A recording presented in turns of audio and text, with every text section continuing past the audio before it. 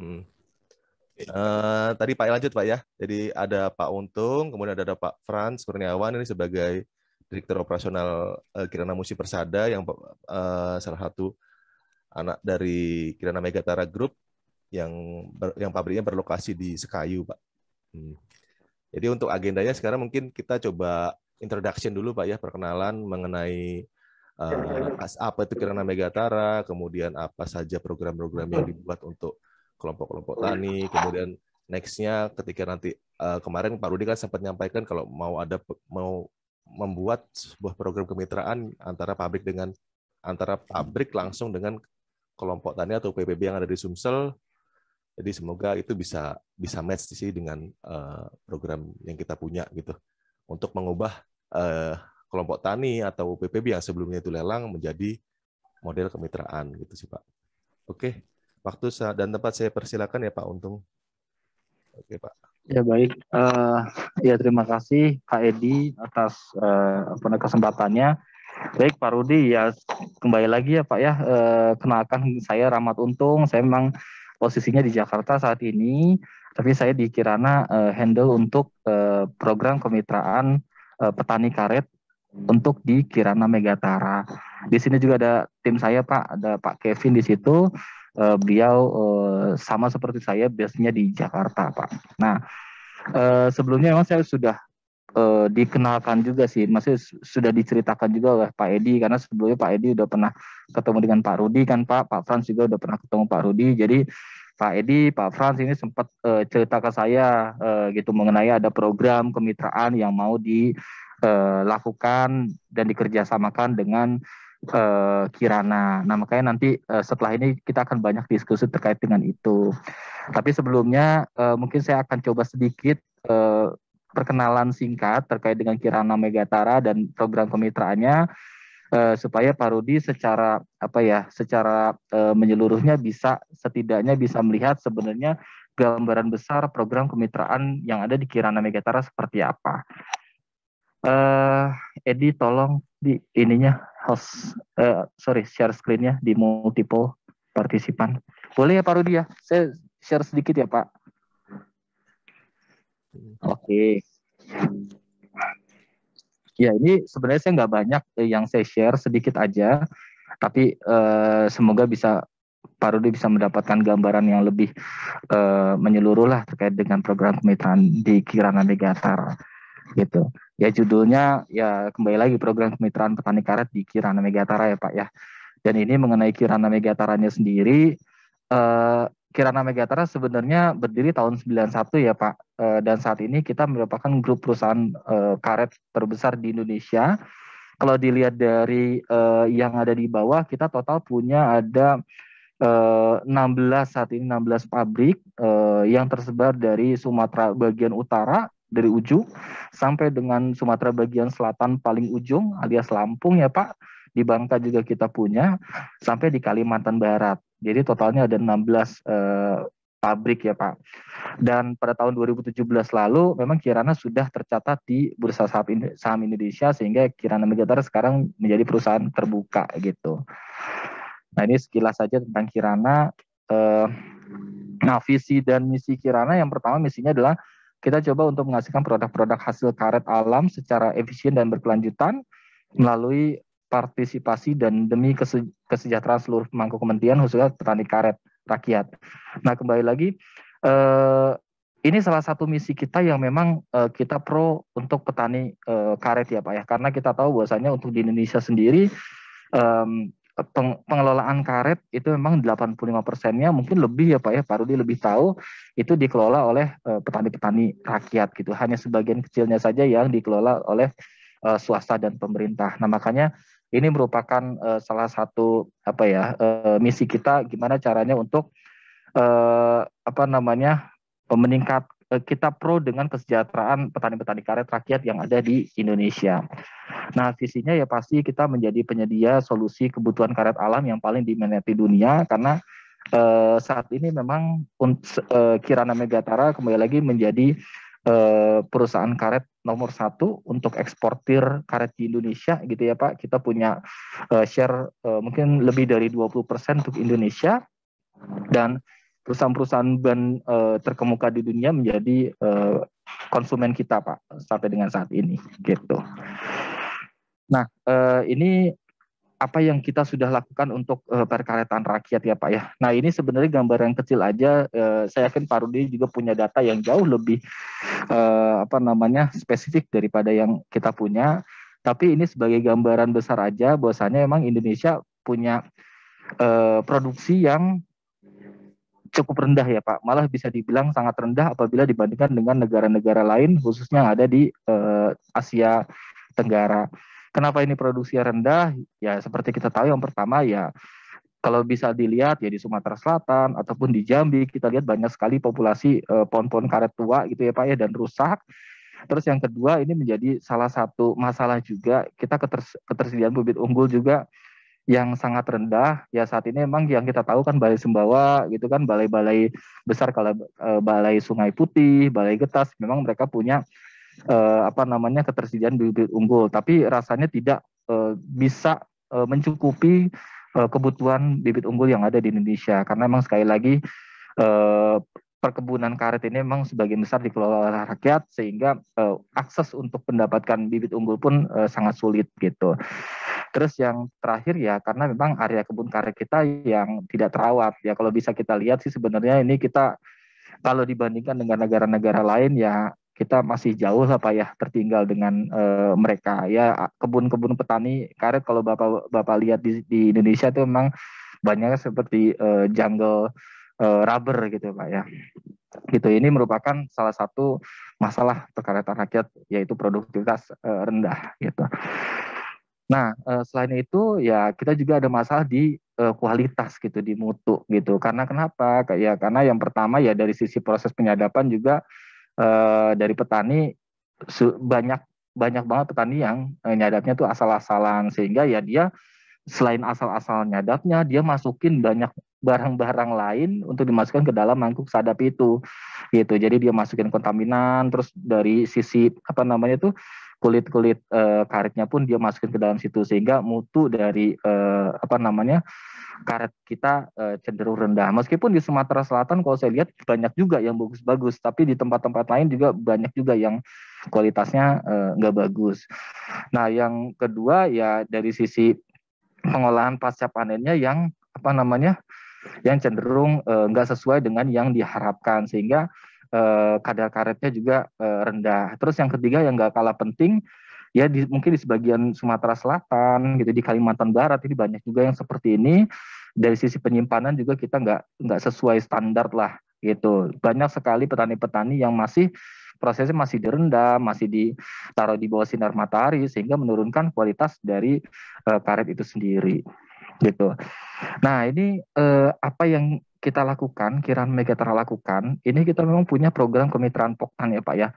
Kita dari tahun 2011 kita punya program ini dan khususnya untuk di Jakarta sendiri kita punya divisi khusus atau departemen khusus yang memang menangani kemitraan petani. Karena kenapa? Karena memang kita sadar kita punya banyak pabrik tapi kebun karet kita hanya sedikit gitu dan kita banyak tuh beli tuh dari petani dan supplier-supplier. Nah maka dari itu kita mau mencoba untuk melakukan kemitraan langsung dengan petani-petani itu sendiri gitu. Dan sebagai informasi saja koreksi juga kalau saya salah Pak Rudi ya.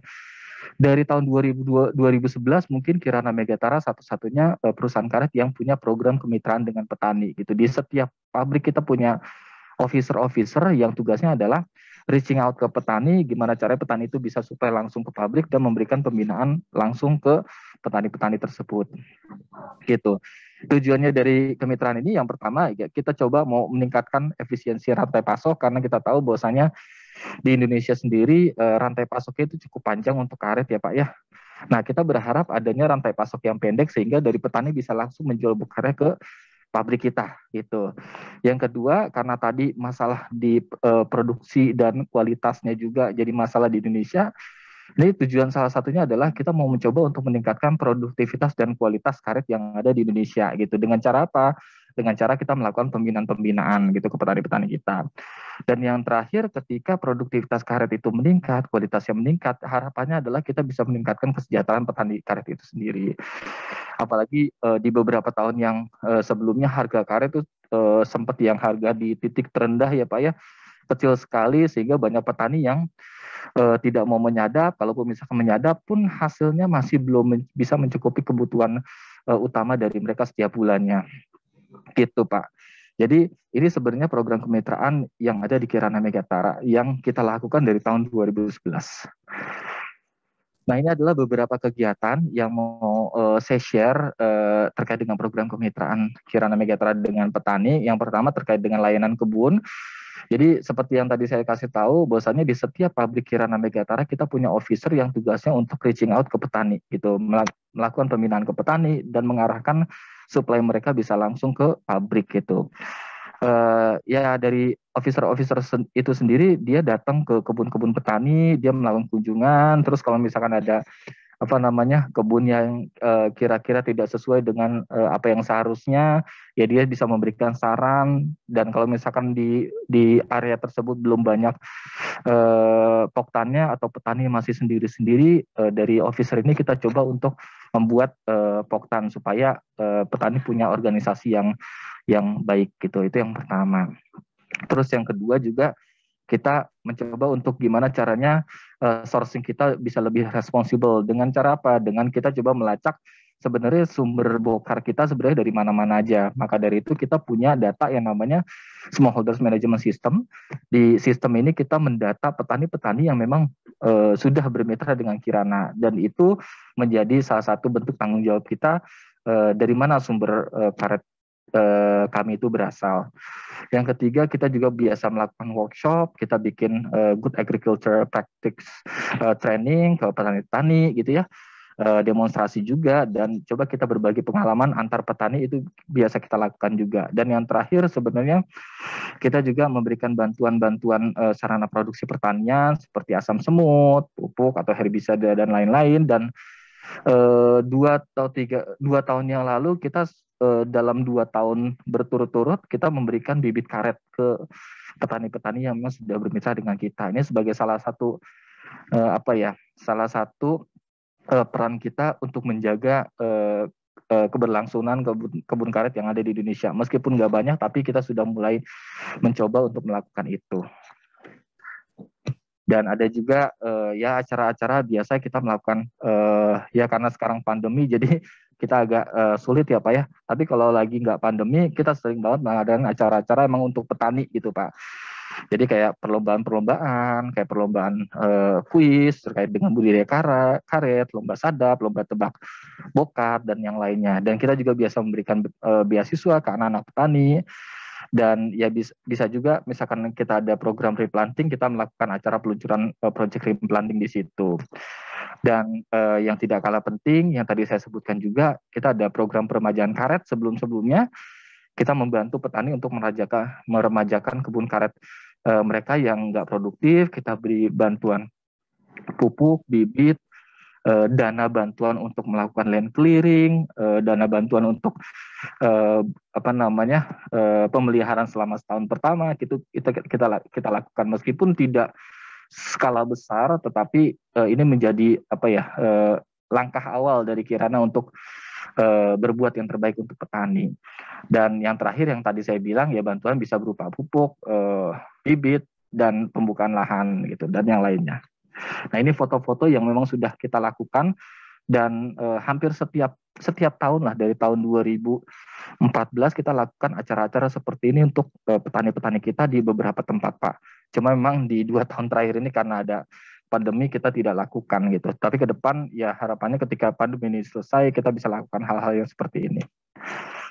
Nah, mungkin itu sekilas program kemitraan yang ada di Kirana Megatara. Mungkin setelah ini kita bisa diskusi Pak Rudi mengenai apa sih kira-kira action plan khususnya yang ada di Sumatera Selatan. Apalagi yang saya tahu sebelumnya Pak Edi ketemu dengan Pak Rudi, Pak Frans juga ketemu dengan Pak Rudi. Ada tanda petik sesuatu yang ditawarkan oleh Dinas Perkebunan Sumatera Selatan untuk program kemitraan UPBB yang ada di Sumatera Selatan. Karena memang kita tahu UPBB yang ada di sana itu sebagian besarnya kan lelang ya Pak ya. Tapi kita mau mencoba untuk bagaimana melakukan kemitraan antara pabrik dengan UPBB tersebut. Mungkin itu aja Pak Rudi dari saya, kurang lebihnya mohon maaf. Habis ini kita bisa diskusi lebih panjang ya Pak. Terima kasih Pak Rudi. Terima kasih banyak Pak Untung atas share-nya barusan. Itu sangat, meskipun singkat tapi padat banget ininya ya Pak ya. Semoga hasil dari sharingnya bisa jadi apa ya, bisa membantu Pak Rudi juga untuk punya gambaran nih. Ternyata Kirana itu seperti ini profilnya, kemudian project-projectnya juga sudah bisa di apa namanya dilihat gitu Pak ya. Mungkin untuk sesi selanjutnya Pak Rudi ada ini Pak, ada yang bisa di-share atau ada masukan gitu Pak terkait dengan rencana program kemitraan antara kelompok tani lelang yang sebelumnya lelang untuk langsung bermitra dengan pabrik Kirana Pak. Gitu Pak Rudi. Baik, terima kasih Pak Edi. Jadi ya, sangat menarik tadi apa yang disampaikan oleh Pak Suntung. Memang di Sumatera Selatan penjualan karet ini ada dua cara. Pertama melalui kemitraan. Kemitraan ini kebanyakan di Kabupaten Musirawas dan Lubuk Linggau. Di luar dua kabupaten itu rata-rata lelang. Nah, jadi ada kemitraan, ada yang lelang. Lelang ini ada 3 tipe lelang. Tipe pertama ada barang, tapi ada barang, ada pembeli. Itu yang biasa, yang umum dilakukan. Ada juga yang lelang, barangnya tidak ada, tetapi ada pertemuan antara penjual dan pembeli. Ini biasanya di Kabupaten Muara Enim dan Kabupaten Prabu Muli. Jadi mereka lelang, tapi barangnya nanti ditimbang 3 minggu yang akan datang. Ini ada spekulasi. Nah, kemudian ada juga, ada barang, pembelinya tidak ada. Pembelinya cukup dari rumah atau dari kantor pakai SMS. Nah, ini juga jadi sangat menarik sebenarnya yang ada di Sumatera Selatan ini. Nah, kita melihat bahwa lelang yang ada sebelum adanya UPBB, sebelum saya keluarkan lelang 4S, 1 lokasi, 1 mutu, 1 harga, dan 1 hari lelang. Lelang ini memang kayaknya terjadi saling bohong antara supplier dengan petani, petani membohongi supplier, supplier membohongi petani. Tapi itu tidak pernah ribut. Tidak pernah ribut. Ya. Jadi seperti karena informasi harga di pabrik itu tidak pernah sampai di petani. Jadi petani hanya percaya 100% apa yang dikatakan supplier. Nah, di sini saya melihat ada kecurangan-kecurangan seperti adanya arisan di antara supplier, sehingga karena itu tadi, karena dalam satu desa itu hari lelangnya beda-beda. Makanya saya munculkan lelang 4S itu. Jadi yang lokasinya dekat, 1 lokasi. Tadinya 5 ton, misalnya 4 UPBB ada di situ, jadi 20 ton. Otomatis rantai tanda niaga ini menjadi pendek dengan 1 lokasi. Mutu kita seragamkan. 1 mutu kita kasih 3 SOP. Pertama, umur simpan itu harus seragam. 1 minggu, 1 minggu. Jangan ada yang mencampur 2 hari atau 3 hari. Kemudian bahan pembeku itu harus seragam. Kalau pakai spekta, kalau pakai diorat. Nah, kemudian yang ketiga, mereka tidak boleh mencampur atau merendam karet dan mencampur dengan bahan yang bukan karet. Nah, 3 SOP inilah menyamakan mutu tadi. Jadi 1 lokasi, 1 mutu. Yang akan mereka dapatkan itu 1 harga. Otomatis yang 4 kelompok itu yang tadinya bisa bervariasi harga menjadi 1 harga. Dan hari lelangnya juga sama. Jadi kalau supplier tidak menawar pada hari itu, otomatis dia tidak dapat barang. Sehingga ada kompetisi. Nah, ini lelang 4S yang kita. Kemudian saya lihat juga bahwa ada kelemahan-kelemahan di lelang 4S ini yang dilakukan oleh supplier. Mereka membeli harga karet lelang itu di luar lelang. Jadi mereka siap menampung, kan biasanya lelang hari ini, besok timbang, bayar duit. Nah, hari ini mereka sudah menerima karet petani dengan harga lelang. Petani merasa kalau dia ikut lelang, dia ada administrasi di situ. Nah, tapi kalau dia jual langsung, ini mereka tidak ada administrasi. Nah ini dan uangnya langsung cash dibayar hari itu dapat.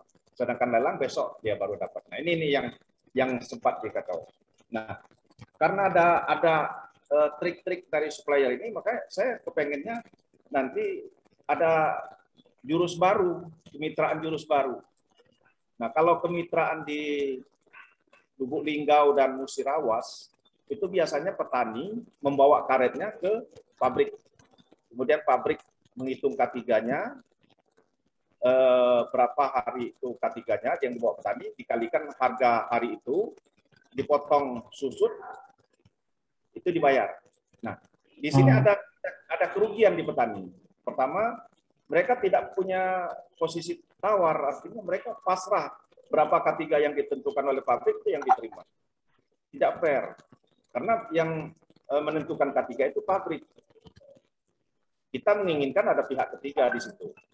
Saya kemarin pernah ditantang oleh Ketua Gapkido, sudahlah berhentilah buat UPBB itu. Kita kemitraan 1000 ton antar ke ini pabrik saya. Tidak perlu lagi lelang-lelang. Oke, saya bilang. Tapi bagaimana caranya? Ya bawa karet, kita hitung K3, berapa K3 hari itu kita bayar. Yang hitung K3 siapa? Pabrik. Nah, bagaimana kalau ini yang K3-nya dihitung oleh pihak ketiga? Lah, untuk apa kemitraan? Kalau tidak ada saling percaya mempercayai. Saya bilang, Pak, ini bukan soal kemitraan, ini bisnis. Ya bisa saja sewaktu pabrik tidak ada kontrak, dia ngapain beli mahal-mahal. Nah, ini yang membuat saya punya inisiatif untuk membuat lelang pola baru, jurus baru. Lelang ini kita adopsi dengan lelang yang kemitraan yang ada di sawit, Pak. Di sawit itu kalau harga yang kita keluarkan 1 bulan 2 kali. Jadi ada periode 1 tanggal 1 sampai tanggal 15, kemudian periode 2 tanggal 16 sampai 31. Itu di sawit. Nah, begitu petani transaksi, mereka sudah pasti harga yang kita keluarkan itulah yang dipakai oleh pabrik-pabrik PKS. Umur berapa misalnya, umur tanam 3 tahun sampai 25 tahun itu sudah ada ring-nya, harganya kepastian. Nah, kenapa tidak kita adopsi, kita buat di karet? Karena UPBB itu sebenarnya petani itu kalau dia rajin, dia bisa menghitung K3-nya. Jadi setiap transaksi lelang, berapa harga yang diterima petani, kan ketahuan. K3 berapa yang dibeli oleh pabrik atau supplier ini. Pabrik pun sudah tahu, makanya ada yang lelang, dia tidak lihat barang lagi, dia berani nawar. Karena dia udah yakin. Itu yang saya bilang, ya cukup pakai WA aja nawar. Nah, artinya ada keyakinan di supplier itu bahwa K3 di UPBB ini ya sekian. Jadi sebenarnya pabrik dan petani itu sudah tahu, sudah bisa menghitung sendiri dari kebiasaan bertahun-tahun mereka jual. Nah, ini kita legalkan. Artinya ada kesepakatan di awal antara pabrik dan UPBB kelompok. Kita sepakati berapa K3 yang akan dibayar setiap mereka ini. Kita buat ring, misalnya berapa ton yang harus disiapkan setiap timbang, plus minusnya kita tentukan. Nah ini kita sepakati di awal. Jadi begitu hari nimbang, hari Senin, kita lihat harga hari Senin itu berapa yang diumumkan oleh Gapkindo dan Dinas Perdagangan. Berapa hari itu? Tinggal ngalikan aja.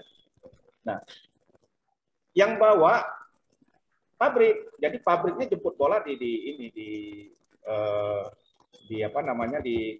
lokasi. Bukan lelang yang kemitraan yang selama ini petani yang bawa, tapi pabrik yang jemput bola. Karena apa? Ya kalau dia ikut lelang juga, toh dia juga harus bawa sendiri kan barangnya. Kalau dia menang lelang. Nah ini kita legalkan bahwa ketika kita sepakati, kemudian transport ditanggung oleh pabrik karena dia ngambil sendiri. Nah itulah harga yang diterima petani. Keuntungannya ya bagi petani ada kepastian harga. Bagi pabrik ada kepastian pasokan. Sehingga dia tidak ragu-ragu kalau ini sudah bermitra, tidak ragu-ragu untuk menurunkan CSR-nya. Nah, dengan dia menurunkan CSR, kalau selama ini tentu ragu-ragu dia udah menurunkan CSR, tapi barangnya nanti bukan ke dia kan. Kalau ini binaan dia enggak ragu-ragu lagi. Jadi dia, nah kemudian menghindari ada penawar-penawar dari luar Provinsi Sumatera Selatan, seperti Jambi, dari Riau, dari Padang, dari Medan. Mereka ini datang, nawar ini begitu tinggi, sehingga yang lain kalah. Karena mereka memang butuh barang dari luar provinsi itu, memang mencari barang dia. Makanya mereka turun ke bawah. Nah, makanya di ring petani itu, misalnya rata-rata dia 54, 55, 54, 55 misalnya, setiap dia lelang. Atau ada 60. Nah ini yang menang pasti dari luar provinsi. Yang pabrik-pabrik yang memang sengaja mencari. Nah ini juga bagi pabrik lokal, ini kan berusaha harga. Otomatis kalau harga lelang sudah tinggi, harga pinggiran juga ya ikut tinggi. Makanya dengan kemitraan ini saling menguntungkan. Makanya saya tawarkan kemarin dengan Pak Edi, Pak Frans, saya tawarkan juga ke Gapindo. Saya waktu itu minta difasilitasi untuk mengumpulkan seluruh juru taksir di pabrik supaya saya bisa mensosialisasikan kemitraan ini. Nah, karena kondisi pandemi ini belum bisa difasilitasi oleh Gapindo. Saya pengennya ini sosial. Waktu itu saya ketemu dengan Pak yang kemarin dari Kirana. Nah, saya bilang dengan dia, terus dia melapor dengan Pak Edi, kemudian ditindaklanjuti Pak Edi dan Pak Frans ketemu dengan saya. Nah itu Pak Rahmat. Jadi memang kemitraan ini memang sedikit beda dengan yang biasa dilakukan di Musirawas dan Lubuk Linggau. Tapi tidak apa, saya pikir yang penting kan kedua belah pihak cocok dan mau, artinya sama-sama menyetujui. Ya. Nah, itu Pak Untung, silakan. Oke. Terima kasih Pak Pak Rudi. Oh Bapak, ini ya, linknya tinggal 1 menit lagi, nanti kalau mati bisa join lagi Pak. Mohon maaf Pak ya. Ya, mungkin kita join ulang lagi aja kali. Ya, join ulang lagi aja ya. Iya, tinggal 1 menit, beberapa detik doang. Ya, silakan Pak Untung. Masuk ya, Pak Rudi. Oke, terima kasih Pak Rudi. Ya, ya sebelumnya saya sudah dapat ceritanya juga sih Pak. Kembali lagi dari Pak Frans, dari Pak Edi, ceritanya memang sama persis dengan yang diceritakan oleh Pak Rudi tadi. Ya intinya dari Kirana Megatara dengan dengan konsep kemitraan yang disampaikan Pak Rudi tadi, ya kita sangat terbuka Pak, gitu. Kita sangat terbuka untuk join kerjasama yang tadi disampaikan oleh Pak Rudi. Ya, tapi mungkin beberapa pertimbangan-pertimbangan yang tadi mungkin perlu kita diskusikan lebih lanjut ya Pak ya. Yang pertama terkait dengan perusahaan yang terlibat. Mungkin kalau misalkan kemitraan yang tadi Pak Rudi sampaikan, ya mungkin bisa jadi kerjasamanya misalkan antara UPPB langsung dengan Kirana gitu Pak ya. Dalam hal ini misalkan ke Kirana Musi Persada gitu. Itu yang pertama. Mungkin tidak ada perusahaan-perusahaan lain yang terlibat gitu, maksudnya join juga dalam kemitraan ini gitu. Itu yang pertama. Terus yang kedua, kemarin saya juga sudah diskusi juga dengan Pak Frans. Pak Frans koreksi juga kalau saya salah ya Pak Frans ya, terkait dengan perhitungan kadar ya Pak ya, perhitungan kadar. Ya emang selama ini emang perhitungan kadar biasa dilakukan oleh pabrik ya Pak ya, pabrik. Betul. Tapi kalau misalkan memang dari Pak Rudi menginginkan adanya pihak ketiga untuk melakukan sistem pengkadaran kadar karet yang ada di daerah situ, ya boleh saja Pak, intinya boleh saja. Tetapi memang kita harus sepakati siapa pihak ketiganya. Karena kenapa? Karena kita juga perlu mempertimbangkan dari sisi jarak ya Pak ya, dari sisi jarak pihak ketiga itu dengan sumber bokarnya gitu Pak. Jangan sampai nanti pihak ketiganya itu terlalu jauh sehingga ada misalkan kita ambil sampel di sumber bokar tempat kemitraan tersebut terus dibawa ke pihak ketiga karena jauh di situ ada waktu gitu ya, ada waktu, ada jarak sehingga kadarnya pun menjadi tidak tidak akurat gitu Pak. Jadi bisa jadi kadarnya bisa lebih tinggi dibandingkan dengan yang seharusnya karena ada jarak di situ gitu ya Pak. Terus yang ketiga mengenai jangka waktu, ya kita sangat senang sekali malah kalau misalkan ada jangka waktu seperti itu ya. Jadi misalkan dalam beberapa lama gitu Pak ya, bisa beberapa minggu atau yang biasa kita lakukan dengan Balai Sembawah kan biasanya beberapa bulan ya Pak ya.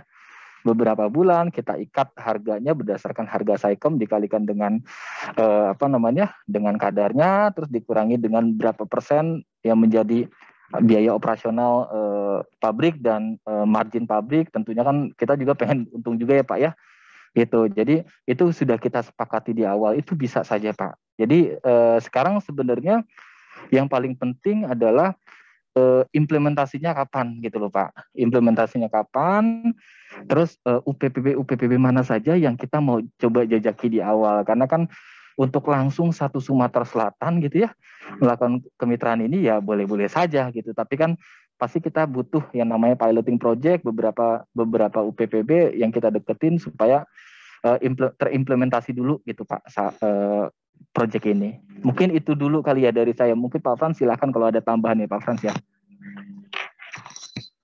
Ya, terima kasih Pak Untung. Ya, Pak Rudi ketemu lagi. Mari kita ketemu di ini ya, pavilion Pak Rudi. Ya, tapi benar Pak Rudi seperti yang disampaikan Pak Untung Pak ya.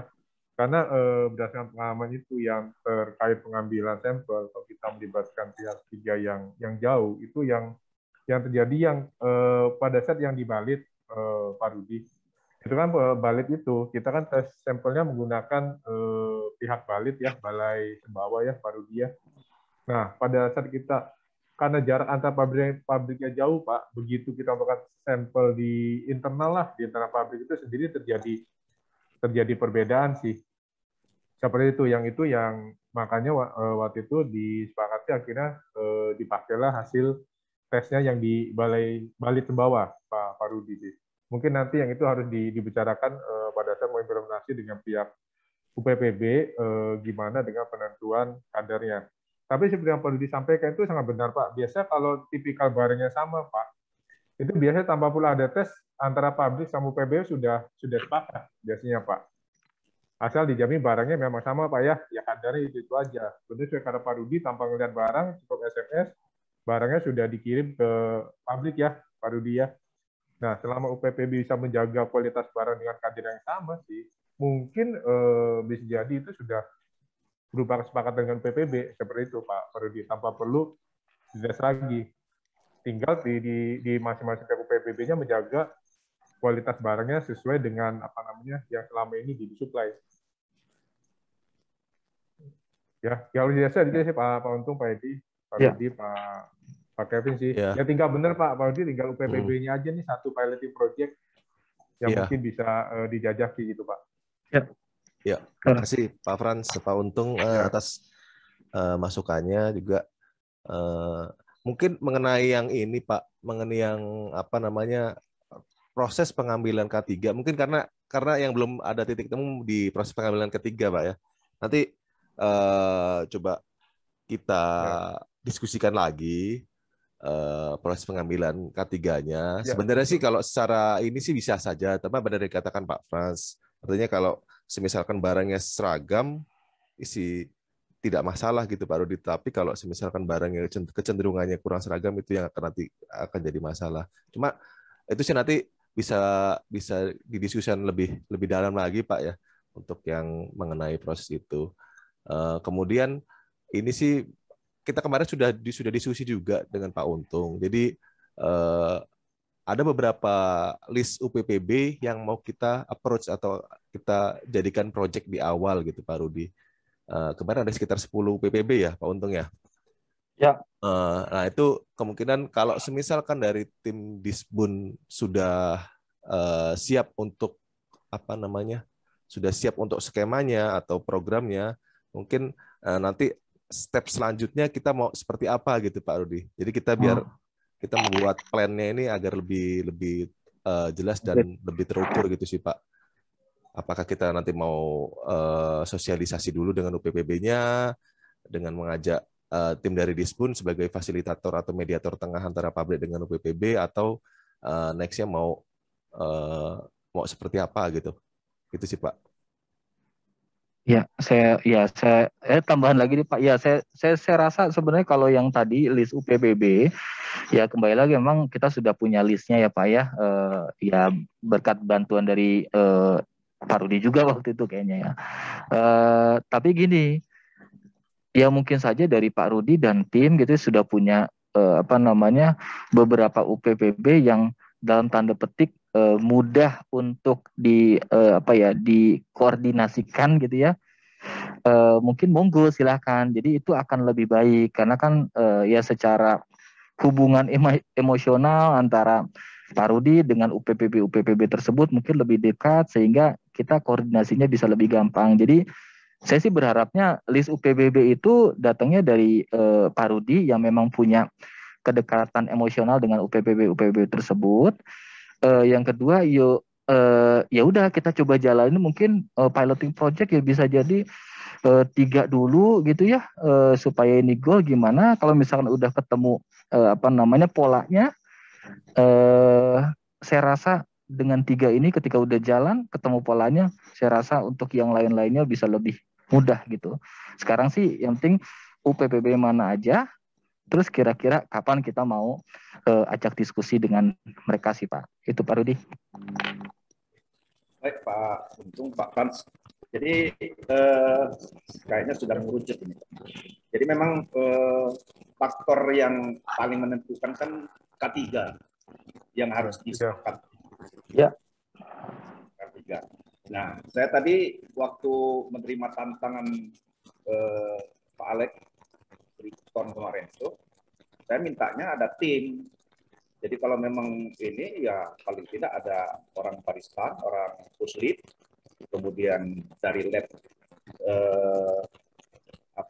pabrik sendiri agar fair. Jadi orang 3 inilah silakan menggunakan misalnya lab di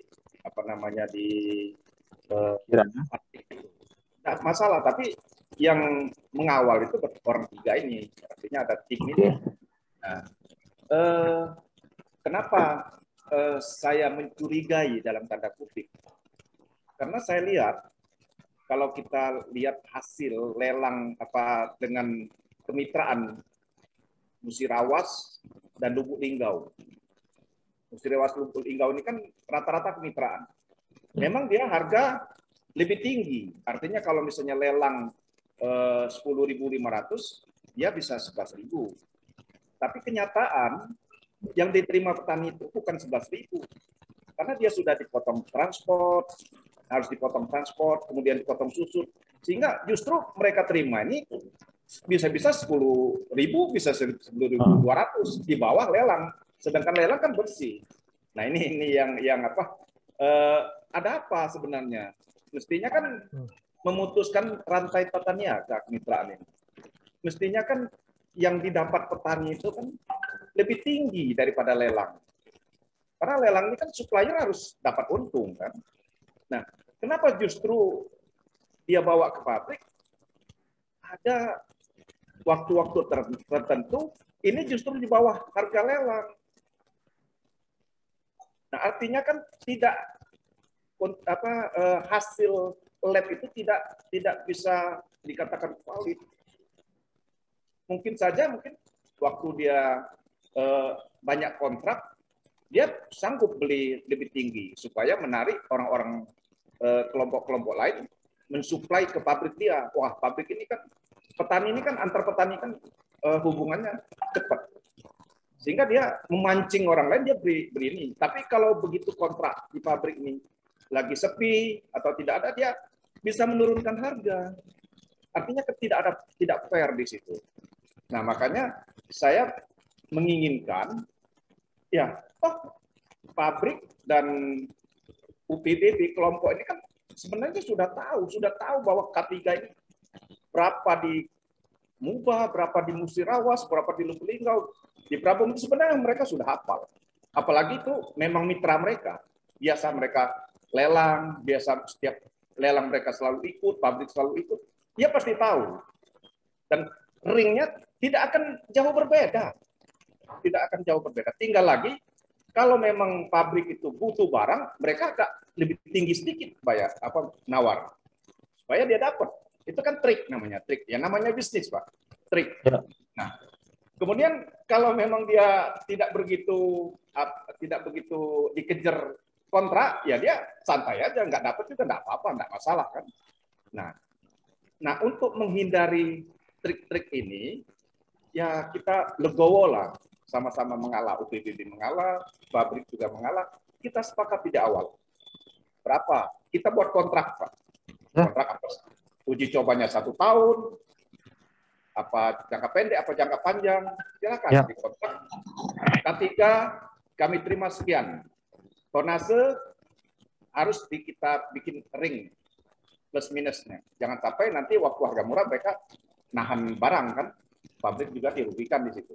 Nah, artinya kita buat ring. Sama dengan di sawit. Di sawit juga seperti itu, Pak. Kalau harga di luaran lebih tinggi daripada harga penetapan, ini biasanya petani lari, jual keluar. Tapi begitu produksi trek, ini justru buah dari luar masuk ke KUD. Nah, ini kan ya namanya bisnis kan. Masing-masing, baik pabrik, baik petani juga mau mencari untung. Nah, ini kita sepakati. Siapa sekarang yang perlu kita ajak kerjasama? Ya, saya lebih setuju. Misalnya ada 10 yang sudah memang biasa, artinya ada hubungan emosional antara Kirana dengan UPBB, kontrak berapa biasa lelang, ikut lelang di situ. Nah, ini kita putus. Jadi supplier ini kita putus. Kita mitrakan mereka. Kita tawarkan kepada mereka, ayo, tidak perlu lagi kita lelang, tapi kita sepakati bahwa K3 misalnya 55%. Setiap kami mengambil barang, pabrik silakan hitung. K3 itu tentukanlah berapa dipotong transport segala macam itu. K3 sekian. Artinya transport sudah include di situ. Walaupun secara tersamar, tapi sudah diinkludkan di situ. 55% disepakati. Jadi setiap mereka nggak perlu lagi ini. Nah, otomatis ini tata niaga udah putus, Pak. Tata niaga udah putus. Nah, sosialisasinya mungkin masa pandemi ini bisa kita gunakan Zoom. Kita undang supplier apa yang UPB yang biasa ikut lelang, kita sosialisasikan di sini.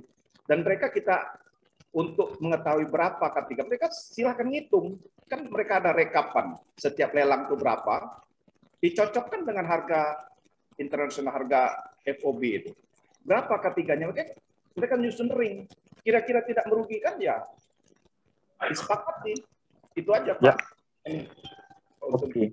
Ya, jadi maksudnya Pak Rudi adalah list UPPB-nya itu berangkat dari list yang dari Kirana punya ya Pak, Pak Rudi ya. Oke, baik kalau kayak gitu. Oke, kalau misalnya kayak gitu sebenarnya kita udah ada, kita buatkan listnya sudah ada. Nah, ya pastinya nanti pada saat sosialisasi ya kita masih belum tahu nih apakah sosialisasi bisa langsung kita datengin diskusi dengan UPPB-nya atau via Zoom. Saya nggak tahu apakah memungkinkan mereka bisa pakai Zoom atau enggak gitu ya. Ya, itu bisalah kita lakukan. Tapi yang pasti nanti ya tetap kita akan minta support dari Pak Rudi juga nih, Pak Rudi ya. Jadi untuk mensosialisasikan ini kan kita pengen juga nggak hanya dari sisi pabrik saja gitu loh, tapi dari sisi pemerintahan setempat, dalam hal ini Dinas Perkebunan Provinsi juga punya andil untuk program ini. Saya rasa kita siap sih sebenarnya untuk men-share list UPPB siapa aja, terus kira-kira kapan kita mau jajaki gitu sih Pak Rudi ya. Nah, karena pada saat diskusi itu kan pasti kita juga akan mengerucut mengenai kadar karet, kesepakatan kadar karet gitu ya Pak ya. Terus sebenarnya dibandingkan dengan harga saikemnya kita pengurangnya itu berapa persen gitu ya Pak ya. Saya rasa itu semua bisa didiskusikan pada saat kita kunjungan ke UPPB tersebut sih Pak. Jadi Pak Untung, kita memang harga yang di-share oleh Gapindo dan Dinas Perdagangan itu udah minus 3.500 itu. Kalau kita lihat harga resmi Sekom dikalikan kurs rupiah itu sudah minus 3.500. Itu yang kita share setiap hari. Dan ini Sumatera Selatan ini termasuk tertinggi Pak. Saya udah pernah protes ke Gapindo Pusat itu. Kok biaya operasional pabrik Sumsel ini tinggi banget. Saya bandingkan dengan provinsi lain, mereka paling tinggi 2.500. Nah ini mungkin karena itu tadi, karena Sumsel ini banyak menggunakan supplier. Nah ini yang mungkin membuat cost-nya lebih tinggi. Ya bisa jadi Pak. Ya, oke ya saya rasa sih itunya sih ya kita bisa diskusikan dengan si UPPB ya Pak ya. Cuman kalau menurut Bapak kira-kira kita kapan ya Pak bisa jajaki dengan UPPB yang kami punya menurut Pak Rudi? Ya, saya siap aja Pak. Artinya begini, tadinya kan saya pengennya sosialisasi langsung keliling. Makanya kemarin saya melibatkan wartawan Tribun, Sripo untuk bahan sosialisasi. Jadi itu nanti kan saya lihat yang melihat harga karet yang saya umumkan setiap hari itu udah kadang-kadang sampai 1.700 orang. Nah itu sudah lumayan, artinya itu bisa saya informasikan ke kelompok-kelompok tani UPPB sosialisasi dalam bentuk ini. Makanya kemarin saya minta ada wawancara dengan Pak Edi dengan siapa dari Kirana untuk melengkapi bahan sosialisasi. Tapi itu tetap jalan, nanti kita potong kompas saja Pak. Jadi jangan hanya misalnya target 10, kita jangan ini 10, kita undang aja siapa yang mau berminat, biar mereka juga sekalian kita sosialisasi. Nah nanti setelah kita sosialisasi via Zoom, kemudian kita mengerucut nanti, kalau kan kita bisa ini nanti tanggapan dari peserta Zoom nanti kan siapa yang kira-kira memang incaran kita 10 tadi ini, kita mengerucut aja di situ nanti. Kita sepakati, kemudian ya kan selama ini mereka tidak terbiasa melihat K3 itu Pak. Padahal kadang-kadang mereka tuh tidak ngerti K3. Betul Pak. Banyak pertanyaan K3 nggak ngerti mereka. Padahal penentuan harganya di situ Pak ya. Saya sih harapannya sih dengan tahunya K3 mereka ada concern untuk meningkatkan kualitas karetnya, jadi K3 bisa naik gitu, harganya kan jadi justru lebih tinggi gitu sih Pak. Gitu, aja nggak ngerti. Itu banyak yang nge-share saya, Pak, apa K3 itu apa? Itu banyak yang nanya. Nah ini artinya memang PR kita cukup banyak di Pak Untung. Jadi itu saja saran saya, kita buka open Zoom, tapi yang memang kita undang khusus kelompok-kelompok yang memang ini. Kemudian ada asosiasi-asosiasi di tiap-tiap kabupaten itu ada asosiasi UPPB kabupaten. Nah ini kita libatkan mereka juga, sehingga ini nanti secara serentak mereka bisa mensosialisasikan dan mereka bisa menghitung juga Pak. Namanya bisnis kan paling cepat kalau petani maupun pabrik itu menghitung untung rugi itu paling cepat. Nah ini mungkin bisa membuka wawasan mereka juga. Itu Pak Edi. Iya Pak. Oke. Pak Rudi, mohon maaf Pak, ini saya Kevin Pak. Izin bertanya Pak. Ini misalnya Pak, untuk yang tadi kan Pak Rudi ngomong kalau yang disosialisasiin itu kan semua UPPB itu Pak. Nah, misal nanti banyak yang sangat berminat dengan kemitraan ini, misal itu ada puluhan ribu ton misalnya ya Pak. Sementara yang di KM Group itu untuk yang di Sumsel ada 3-4 pabrik Pak. Misalnya itu udah melebihi dari kapasitas dari 4 pabrik itu, misalnya mau dioper ke pabrik KM Group yang lain di luar Sumsel, itu boleh apa enggak Pak kira-kira? Saya rasa mungkin ya, jalan keluarnya nanti kan tidak semuanya harus dengan Kirana. Artinya nanti kalau memang jauh dari pabrik Kirana, kita cari mitra yang pabriknya terdekat. Kalau ini berhasil, Pak Untung, kalau ini berhasil, saya yakin pabrik-pabrik lain tidak mau ketinggalan, Pak. Karena ini belum mulai saja. Kalau sudah dimulai oleh pabrik Kirana, otomatis ya seperti UPPB ini juga nanti kalau memang sudah, kita kan baru 30% dari produksi Sumsel Pak yang ada di UPBB ini. Artinya masih 70% yang dijual tidak melalui kelompok. Nah, kalau ini rata pakai kelompok semua, mau tidak mau pabrik yang biasa beli karet kotor itu tidak akan lagi dapat barang dia Pak. Jelas tidak dapat barang lagi. Karena saya pernah adakan lelang perdana misalnya. Saya undang pabrik-pabrik yang terdekat di situ. Apa jawaban mereka? Maaf Pak, kami biasa karet yang nggak bersih, jadi nggak bisa ikut. Kan lucu. Artinya buka aib sendiri sebenarnya. Ya. Oke. Pak Rudi, kalau boleh tahu, Pak Rudi itu domisilinya di Palembang atau di Sekayu ya Pak ya? Domisili ya Pak? Saya di Palembang Pak, provinsi saya. Oh di Palembang ya Pak ya. Oke. Saya tadi kepikiran gini sih Pak. Saya rasa kalau untuk sosialisasi ini memang akan lebih lebih baik sih menurut saya bisa ketemu langsung dengan UPPB-nya gitu ya Pak. Itu yang pertama. Jadi sebenarnya pengennya sih diskusi langsung. Terus yang kedua, saya rasa untuk sosialisasi ini untuk lebih mencoba untuk memahami masing-masing UPPB, saya rasa memang lebih baik kita sosialisasinya one by one Pak. Jadi masing-masing UPPB aja. Jadi satu UPPB kita sosialisasi, UPPB yang lainnya kita sosialisasi lagi. Jadi waktunya memang berbeda ya Pak. Karena kenapa? Karena kita memastikan pemahaman kita itu sama gitu loh dengan pemahaman yang ada di tingkat petani gitu loh. Saya khawatirnya kalau misalkan dibaring jadi satu ada perbedaan pemahaman di situ gitu. Itu yang kedua. Terus yang ketiga mungkin seperti ini. Nanti kita akan buat, sebenarnya kita udah ada list ya Pak ya, list UPPB mana-mana saja. Tapi mungkin untuk kita mulai dari mana-mana dulu, nanti kita akan share. Nanti saya akan diskusi dengan Pak Frans dulu, UPPB mana aja yang saya rasa yang utama kita mau coba yang ada di sekitaran Kirana Musi Persada dulu gitu ya Pak. Kirana Musi Persada kita coba ada beberapa UPPB di sana, misalkan ada 5, ada 10 gitu ya. Kita coba deketin itu dulu gitu loh Pak. Tapi kembali lagi one by one.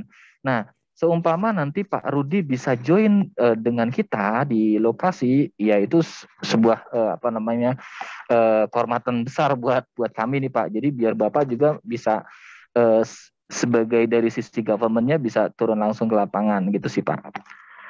Mungkin gitu kali Pak Frans ya. Jadi kita one by one aja, kita sosialisasinya biar lebih mengerucut, biar pemahaman kita dengan UPPB tersebut juga bisa sama gitu loh Pak Frans ya.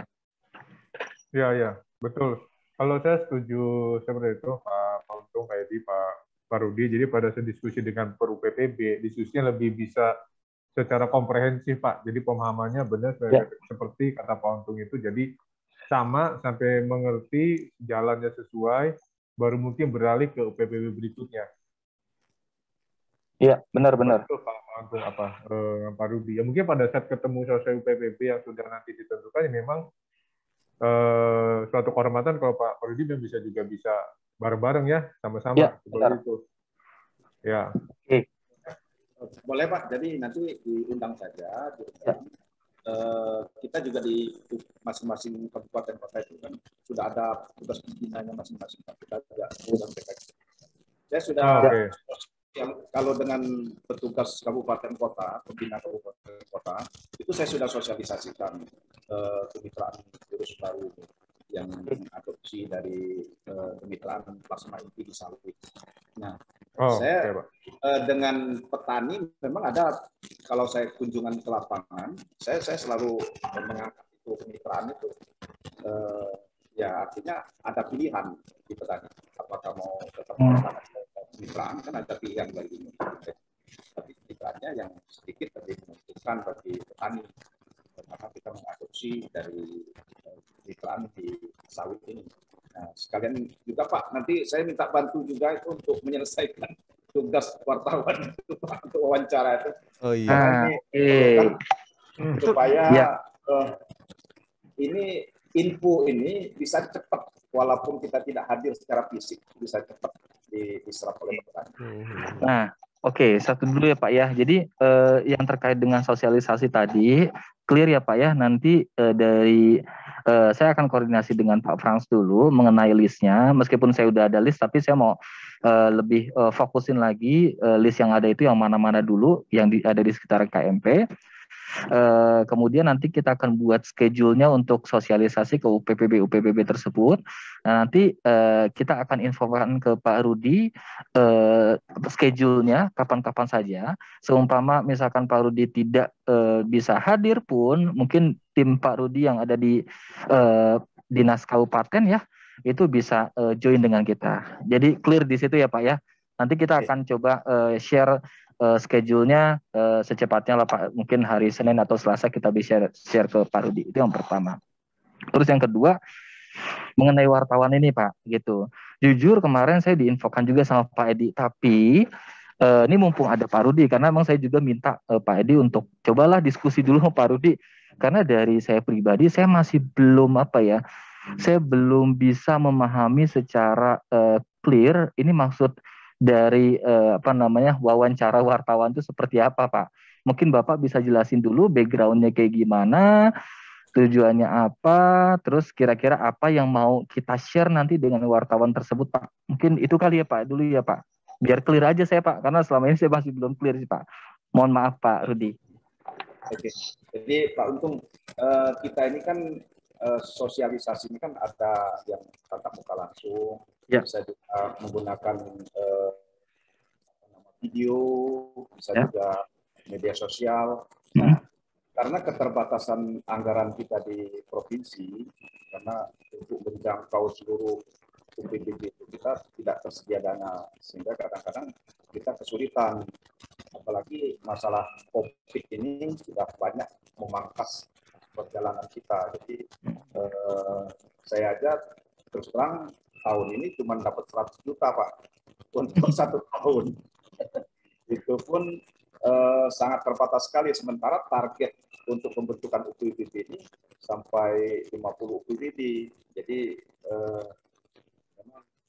nah, untuk mengatasi itu saya menggunakan video, kemudian YouTube, kemudian ini juga. Nah, saya bekerja sama dengan Tribun. Seperti juga waktu kita lelang 4S, mereka juga membuat video itu, sehingga manfaatnya ya kita sekedar menjelaskan aja Pak, seperti yang kita bicarakan dari awal tadi, bahwa kemitraan jurus baru ini bisa menguntungkan kedua belah pihak. Yang pertama, petani dapat kepastian harga, bagaimana petani sawit, kemudian pabrik juga dapat kepastian pasokan, dan juga pabrik tidak segan-segan untuk memberikan CSR-nya, karena toh barangnya akan kembali ke pabrik. Nah, ini juga akan memutus rantai tata niaga secara tidak langsung. Karena biasanya Pak, kalau kita membentuk lelang-lelang baru ini Pak, kadang-kadang kalau mau masuk orang dari luar itu sangat sulit. Karena ketiganya mereka nggak paham apalagi seperti di Muara Enim dan Prabu Muli itu, mereka tidak pernah melihat barangnya. Barangnya 3 minggu yang akan datang baru ditimbang. Dan itu pun spekulasi, artinya kadang-kadang untung supplier, kadang-kadang untung petani. Kalau pas nimbang itu harganya naik, ya untung petani. Tapi kalau pas turun, harga 3 minggu yang lalu berlaku. Itu Pak Untung. Oke, jadi outputnya nanti video atau berita di koran ya Pak ya? Sorry Pak. Enggak. Video. Di koran sudah banyak itu Pak. Di koran sudah beberapa kali saya sudah sosialisasi di koran sudah. Tapi saya menginginkan video YouTube, paling enggak YouTube, kemudian video juga yang bisa dibawa oleh waktu petugas kita sosialisasi atau orang kabupaten mau sosialisasi itu bisa diputer, bisa di-share di WA, artinya gampang ini didengar dan dilihat oleh petani. Gitu. Nah kalau tahu itu nanti berarti kan video ya Pak ya. Berarti videonya isinya wawancara ya Pak ya? Backgroundnya kan nanti ada cerita sebelumnya, ceritaan, kemudian kita di situ minta pendapat dari pabrik yang mewakili pabrik bahwa kemitraan ini disambut baik, artinya itu aja yang intinya bahwa pabrik menyambut baik tawaran dari itu aja intinya. Oke, jadi lebih ke testimoni dan sikap dari pabrik dalam proyek kemitraan ini ya Pak. Betul. Oke, oke. Nah kalau boleh tahu itu nanti spokesperson-nya itu dari pihak pabrik itu Kirana Megatara saja atau ada pabrik lain Pak kalau boleh tahu?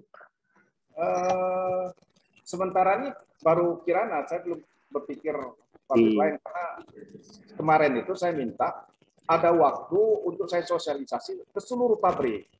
Tapi saat COVID ini belum berani memfasilitasi pertemuan banyak orang itu Pak. Oke, saya rasa kalau misalkan apalagi isinya Kirana saja ya Pak ya, kita sangat open lah untuk pembuatan video ini gitu ya Pak ya. Ya nanti bisa tinggal diinfokan aja kira-kira kapan pengambilan videonya. Ya intinya kita bisa support lah untuk ini Pak Rudi. Kemudian Pak Untung, karena anggarannya terbatas, jadi wartawan ini kalau kau mau ke MUBA itu dia ongkosnya nggak cukup Pak Rudi katanya. Saya juga nggak bisa nambah lagi. Jadi di Banyuasin atau di Palembang juga tidak masalah Pak. Di Banyuasin misalnya pas lelang sekalian dia liput bisa. Oh gitu. Jadi bisa di Palembang, bisa jadi di Banyuasin ya Pak ya. Bisa. Bisa. Oke. Tapi wartawannya itu ada di Palembang ya Pak? Wartawannya di Palembang saat ini. Oke, ya udah kalau kayak gitu ini kan saya udah dapat gambaran nih Pak, maksudnya apa? Ya apalagi Pak Frans juga domisilinya di Palembang ya Pak. Pak Frans. Ya mungkin nanti saya akan koordinasi sama Pak Frans siapa spokesperson dari Kirana Megatara untuk memberikan testimoni dan memberikan tanda petik sikap terhadap proyek kemitraan ini sih Pak. Yang penting nanti dari Pak Rudi dimohon untuk infonya aja kapan kira-kira akan diambil videonya dan di mana. Intinya kita siap support. Tapi mohon kalau boleh jangan terlalu dadakan ya Pak ya. Jadi infokan aja beberapa hari sebelumnya sehingga kita bisa siapkan dan mungkin nanti kita akan koordinasi juga dengan wartawan tersebut. Kira-kira poin-poin apa saja yang akan ditanyakan sehingga kita bisa persiapkan juga Pak Rudi gitu. Maksudnya biar pada saat pengambilan wawancara juga kita nggak AAU gitu. Jadi kita sudah siapkan gitu bahannya. Boleh, itu sih Pak Rudi ya. Jadi kalau misalnya di lokasinya di Banyuasin atau OI, artinya wartawan yang merapat Pak. Tapi kalau di Palembang bisa dari kirananya yang merapat. Artinya kalau bisa. Nanti saya akan koordinasi dengan Pak Frans kalau misalkan di Palembang gimana, kalau di Banyuasin kayak gimana. Nah, jelas nanti mohon infonya aja Pak, kapannya. Terus nanti kita juga akan koordinasi. Ya kalau boleh sih Pak Rudi langsung yang koordinasi dengan wartawan. Kira-kira poin apa yang akan ditanyakan sehingga nanti kita akan siapkan jawabannya gitu Pak. Gitu. Ya baik nanti yang spokesperson dari Kiranda dari Pak Frans langsung atau dari saya ya kita nanti saya akan diskusi dengan Pak Frans ya Pak Rudi ya. Ya Pak. Ya, ya paling diinfokan aja Pak kira-kira kapannya. Tapi dimohon untuk nggak dadakan aja ya Pak ya, Pak Rudi. Kalau wartawan on time Pak, jadi setiap saat ya bisa di. Oh gitu. Jadi ini waktunya maksudnya waktunya ini tergantung dari Pak Rudi share ke kita kapan, atau dari kita maunya kapan, Pak Rudi? Ya, boleh Pak. Jadi nanti pertanyaannya saya mintakan. Kemudian kalau lokasinya di luar kota, artinya yang menentukan dari Kirana. Oke. Karena mungkin momennya lebih bagus kalau di lokasi. Oh gitu. Oke, ya. Oke, kalau kayak gitu Pak Rudi. Oke, Pak Untung terima kasih banyak atas masukannya. Kemudian Pak Rudi juga terima kasih banyak juga atas masukannya, Pak.